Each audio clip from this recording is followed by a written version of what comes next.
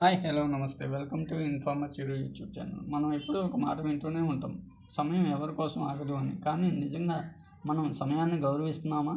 పోయిన డబ్బును సంపాదించుకోవచ్చు, పోయిన ఆరోగ్యాన్ని తిరిగి తెచ్చుకోవచ్చు, కానీ గడిచిన ఒక సెకండ్ తిరిగి తెచ్చుకోగలమా? ఈరోజు ఈ వీడియోలో సమయం యొక్క అసలు విలువ ఏంటో తెలుసుకుందాం. ప్రపంచంలో ఉన్న ధనవంతుడికైనా పేదవాడికైనా ప్రకృతి సమానంగా ఇచ్చేది 24 గంటలు మాత్రమే. ఆ 24 గంటలు మనం ఎలా వాడుకుంటున్నాం అనేది మన భవిష్యత్తును నిర్ణయిస్తుంది.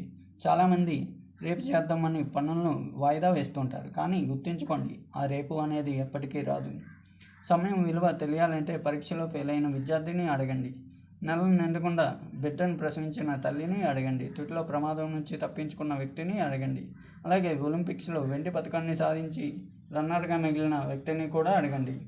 సమయాన్ని వృధా చేయకుండా ఉండాలంటే ఈ 3 చిన్న సూత్రాలను పాటించండి.